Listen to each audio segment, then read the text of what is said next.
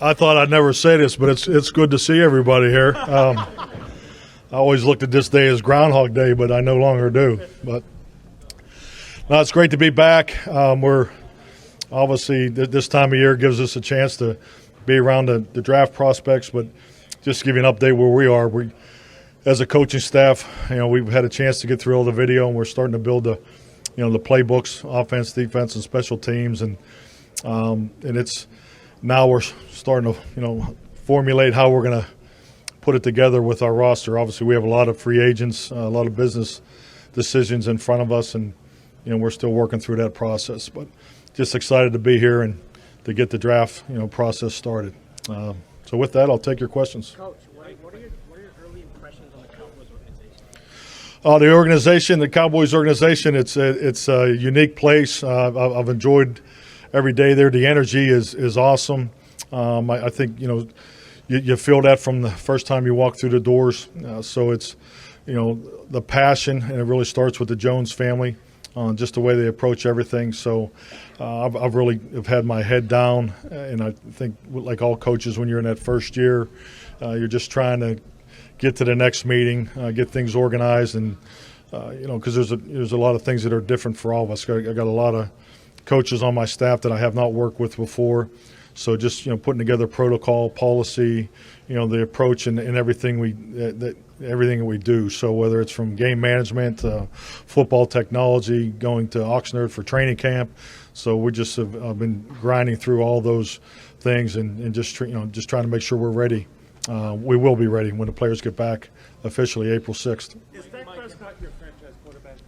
Dak Prescott? No, definitely. I mean, it's exactly where we want to be with Dak. I think what he's done to this point, speaks to itself. I mean, and really, Dak he's in a business situation right now. I've gone through this as a head coach with a number of my players in the past, and I think, like anything, it's just time to be patient and let the business people work out the business matter, and that's really where we are as an organization, and that's where Dak is in his personal flight to get a contract done. Any concern about him not getting the deal done and missing the? But we can just go one at a time. I'm not in a hurry.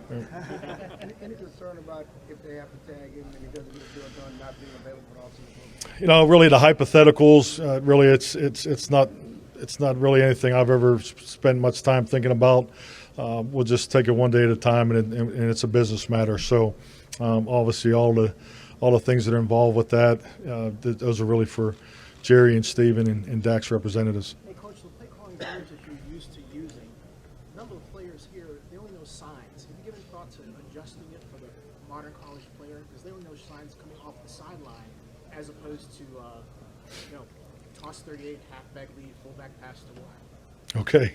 Awesome. I think you got to look at all those things, and really, you have to have a basis, a language, a starting point, and then with that, you do have signs that that pull all that together, because no huddle, 2 minutes. So, but yes, it's important to be very aware of the system that the player that you bring into your program, where he's come from. I've coached receivers that during their college career, they just looked over to the sideline and they ran one of 5 routes. So that's all part of the normal adjustment into the league. And I think your point is well taken. But those are things you can learn from as a coach, and how you can use some of those thoughts and ideas, signals, as part of your 2-minute no huddle offense. Back in 2012, you said you'd never give up play calling again. What made you change your mind?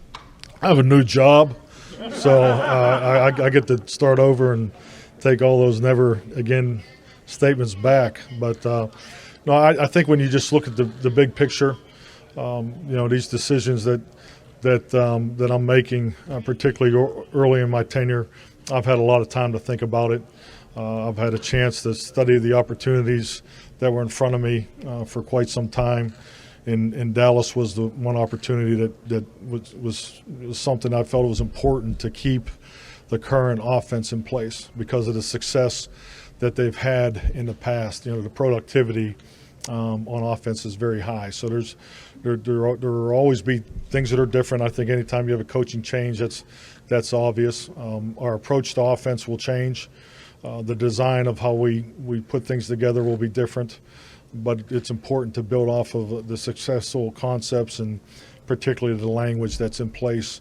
And I'm excited to work with Kellen, and I've really enjoyed our meetings. So I really like the way he looks at the game. Mike, what was your experience like? What was your experience like interviewing with the Giants before you got this job, and were you surprised you left there without an offer? Well, I had a great experience with the Giants. Really enjoyed the day that I was there. First-class organization. Can't say enough about John Mara and just the time that I was able to spend there. So it was a lot of fun. Thought the interaction was good, but hey, it's a process and things happen for a reason, and I'm very blessed to be a Dallas Cowboy. You seem rejuvenated. What did you do after that happened, and are you excited about this new opportunity with the Cowboys? Well, I'm excited about the opportunity at the Cowboys. I'm trying to say that as I'm rejuvenated. Give you some energy there. So that's what my media coaches told me. Not that, and I don't have, but with that, I've had a year off. I mean, I think like anything in life, if you have a chance to step back, reflect, and really, take the time to be honest, be transparent about the things that you can improve on. That's all been part of the process that I went through leading up to getting the job in Dallas. But frankly, I haven't reflected 1 minute since I've arrived in Dallas because like everybody, the coaching staff, we've had our head down and we're grinding away. But yeah, it's exciting. I mean, it's a great opportunity. Being at the combine is always fun. I mean, there's always great energy, in this whole city when the combine comes to town. So I'm just thankful to be here. What are your thoughts after all your years in Green Bay, leading the team to the Super Bowl? In the background, you always put the players first. Now, as the head coach of the Cowboys, this will give you a lot more national interest on you this year. Do you feel that you'll be more of the spotlight? Not really. To me, it's always, this game will always be about the players, and you can never lose sight of that. I mean, the locker room, it's something that I've always preached as a head coach. The locker room is the most important room in the building, and all your resources and your attention and your energy needs to point towards that because they play the game. They're the performers. They're really what this game's all about. So coaching's important. I'm not saying that at all, but at the end of the day, they're the priority. So, and I think that needs to be the case. Mike, You said Dak Prescott. Dak Prescott was the type of quarterback that could lead to a championship. Why? Well, I think number one, you just look what he's done in his time in the league. I mean, I think he's been impressive. I know I've been impressed with him since the first time I saw him play live. Up in Green Bay when they came to Lambeau there. So first impressions I think are very important when you see quarterbacks on the field because in-person evaluations, particularly at that position, I've always carried more weight as far as how I felt about a player. So I think he's gone off to a great start. He's built a really good foundation. I'm told he's a tremendous leader. So in my philosophy, as we get with the personnel department and as we go through that, I mean, the defenses get you to the championship. The quarterbacks win championships, and I definitely feel Dak is that quarterback. what are your thoughts on the new? I'm sorry? You had interactions with him lately? We've been in touch. Yeah, we've been in touch. Just by phone call? Or? Yes. Just once again, he's going through this business situation, and I think we all need to respect that. Piggybacking off of her question, the last 4 times the Green Bay Packers have met the Dallas Cowboys, Green Bay has won that. Now that you're the new coach of the Dallas Cowboys, can you bring change in Big D? Well, I mean, our goal is to win every game. So, I mean, that's why we're prepared a season. So it doesn't matter who the opponent is. Coach, what are your thoughts on the newly proposed CBA? I'm just watching like everybody else. So. What's the importance? You talked about Familiarize yourself with Oxnard before you get there, kind of get some facility. That's a great question. I'm actually going to Oxnard here in a couple weeks. I'm going to spend a day there Thursday, 2 Thursdays from now, just to walk the property and we're gonna meet out there. so I can see it and just see how the operation and how it flow with our. I have a proposed schedule that I'm thinking about already for training camp, but the function of it is obviously what's most important, and so we're working on that. But yeah, I'm excited about it. It makes sense to go there. I know everybody in the organization speaks very highly of the training camps out there, so I think it's something that's needed for our football team, and looking forward to working on that. Mike, a question about you talked about the players, the importance. Next big event's the draft in Las Vegas, and just how that perception, how everything's changed, and not only the Raiders in Vegas, but now you got the draft coming up in Vegas. Just your thoughts on that, Hal.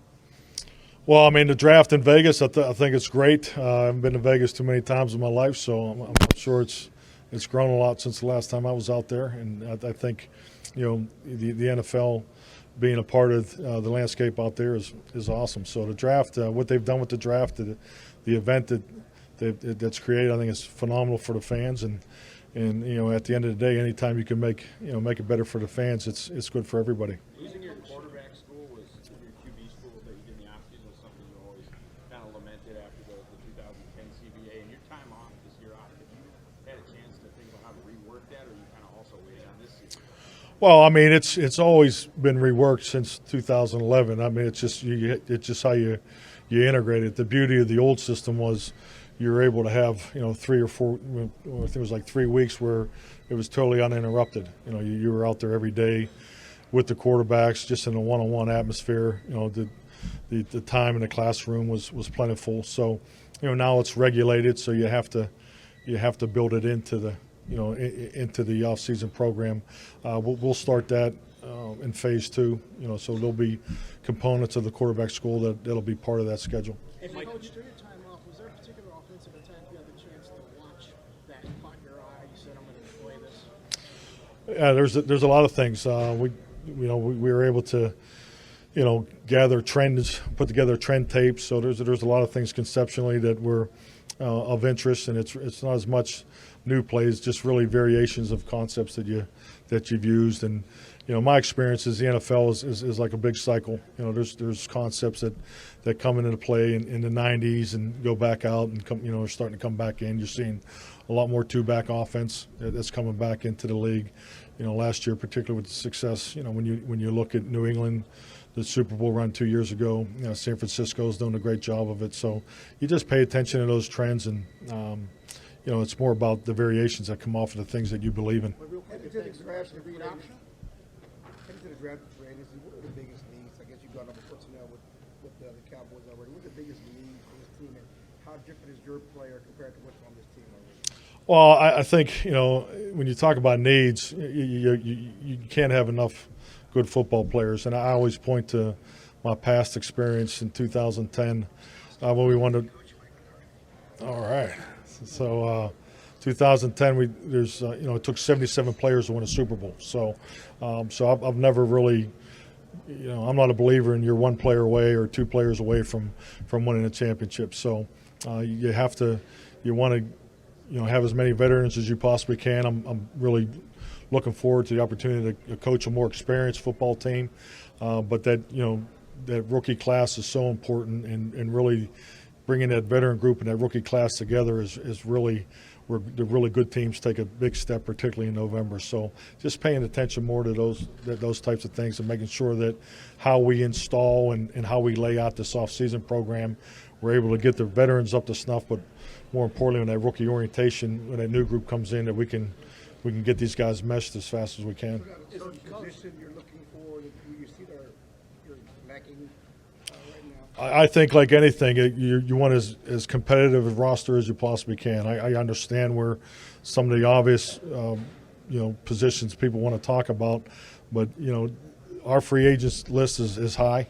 We're 25, so my first goal is try to get as many of those guys back as we can, and then see what we can add, because as a coach, you always want to have the most competitive roster you possibly can. Hey, Mike, On the note of getting those guys back, Amari Cooper and Randall Cobb both hitting free agency, do you anticipate them on the roster? And with Randall, who you've worked with before, how much would having him in the building help your transfer? I think definitely. I mean, the goal is to have both those guys back, and Amari, I thought he having a chance to get through all the tape as a staff. He did a lot of great things on tape, and it really looks like he's in sync with Dak, and I'd even say Randall even more so. I was very impressed with Randall last year. I mean, he was banged up a couple of years prior to that, but I thought he had a heck of a season in Dallas last year. I was very impressed with his video. Hey, Mike, anything to say about the rhetoric with the Tom Brady circus, where he's going to land, how somehow, some way Dallas ended up in the mix? I don't have no comment on that. How do you talk to them with Jason Witten and Sean Lee Oh, say it again. How do you talk to them with Jason? Good. I've had a chance to talk to both Jason and Sean. Sean's traveling right now, so have a chance to see with him. Jason, we had a chance to sit down at length and talk about a number of the things that he's thinking about. So, but those decisions and how we move forward, that's something that we'll see how it shakes out. Mike, how difficult was last year, Mike? I mean, your family's in town. You have to drive past Lambeau all the time. Just how difficult was it? Difficult? Yeah, you last year. I didn't think it was difficult at all. I mean, I had to go to rehab every day next to, I went to the Bell and Titletown Orthopedics. It was right next door, so I got to see Lambeau probably 3 or 4 times a week. So I mean, it's part. I don't know. Do you live in Green Bay, Bill? Yeah. Okay. Well, it's kind of hard to go anywhere up there without seeing the stadium. So no, it was. That's where my kids are born, and that's their hometown, and so really the year off was very beneficial for us as a family. But when you're surrounded by Packers all the time, isn't that tough at some level? Giving all the energy and heart and soul you poured in the place. Oh no, I have great memories and positive thoughts about my time there, and I'm thankful for not only the opportunity to coach here, but the relationships that I will always have. I have a lot of close friends that still work for the Packers, and the community that we live in there, that'll always be part of our family. What's the importance level of upgrading special teams this offseason? How much of a focus is that as the new league? Very important. I think when you make the commitment to special teams, your roster needs to reflect that. So that's something as we get into the evaluation process, even with the draft picks and the veterans that are out there, that we're special teams is just not second nature. They're not offensive guys that play on special teams. So it's a focus of ours, and I'm excited about what John Fassel brings to our organization. Coach, after watching games for our season on the couch or wherever, did your thoughts change at all on replay or the sky judge? I think like a lot of things with officiating, those guys are in a tough spot, and I think anytime you want to improve decision making, when you give individuals more responsibility, that might not be the best road to travel. So I think what the league's doing and the conversations that they're having, it's very healthy. Just talking to Stephen Jones about this last night, we're definitely talking about the right things. Education between officiating and coaching is something that I think we can all continue to improve on, and the collaboration will only make it better. So, the Sky Judge is an excellent resource. I mean, I think it's something you have to look at. But I think it's like any resource. If it's not integrated into the everyday operation, I think that it's probably not as productive as you'd like. So, ever with the league decides and the committees decide, I think the fact that they're really talking about the right things and trying to make it part of the normal operation, I think will definitely improve. Hey, Mike, what are your thoughts on a couple pieces of the proposed CBA, one being a 17-game season and the other being an extra playoff game? What are your thoughts about those particular? I mean, the extra game, I think when I think of the 17th game, and I also point to the preseason. I think going to the third preseason game, makes total sense. I think everybody's in agreement on that. The fact that you could, potentially have 2 weeks to get ready for your opener, I like that. I think it gives you a chance to really take a step back, because that last week is difficult. Pick your 53, make sure you're getting the young guys the opportunities, but you're also trying to get ready for the opener. So I think going to 3 games makes perfect sense. I'm excited about that. The extra playoff game I think is awesome. I think playoff football, there's nothing like playoff football. It's a whole different level, and everybody that's been involved in playoffs understands that. So, and I think it'll definitely be great for the fans. But playoff football, having an extra team in there, I think will be awesome. How will you be working with Stephen Jones to evaluate players this week? I'm sorry, can you say that again? How will you be working with Stephen Jones to evaluate players this week? Well, I mean, we have a network, an operation. Stephen and Will McClade is very impressed with what they have in place here. Especially from a technology standpoint. Their analytics set up the way they go about it's different than some of my past experiences. So I'm looking forward to it, and we're off to a good start. What's your plans on interacting or counterbalancing the new Washington defense after they allegedly draft Chase Young, and the fact that Philadelphia Eagles have won the Division II of the last 3 years? What's the plan for Dallas to get back on top of the division? Well, the good thing is we got a lot of time to answer that question. So when I figure out what my team looks like, I'll probably be better suited to answer your question. Last one, guys. What's on using the read option? I'm sorry? What's on using the read option? The read option, I mean, it's definitely been a weapon. I think Dak has done a great job with that. It's something he has a lot of experience, both him and Zeke. You can see it's something that they do very naturally. It's part of the cut-ups and the evaluation that I've been very successful. So, and I just think when you look at the way, he's built and, in his experience in that particular concept, it's definitely something that we'll use moving forward. Mike, you never had a lead running back, full-time in Green Bay. I always said you're a quarterback-focused offense. How does that relate? Well, I mean, making a quarterback successful, I think, is really common sense. I mean, it's really the part of the bylaws and how the West Coast offense was designed. So, I mean, that's what I always believe in. But because he touches the ball every play. I mean, and he's the player that's going to have the ball in his hand at the most critical part of the game, in the fourth quarter. But as far as your playmakers, you got 5 premier positions. Obviously, running back's one of them, and you get the ball to your playmaker. So Zeke will touch the football, plenty in our offense. So I mean, really, so when I say it's all about the quarterback, it's not taken away. Someone has to give the ball to the playmaker. So it makes sense to develop that way. But yeah, Zeke will be a primary focus for us offensively. Thanks, guys. Thank you. Hey Cowboys fans, thanks for watching the Cowboys Report. If you haven't already, click right here to subscribe to our channel for all the best Cowboys coverage on the internet. That's news, rumors, highlights, mailbags, film studies, and a whole lot more. And I'm making your lives a little bit easier as well with the next Cowboys Report video right here.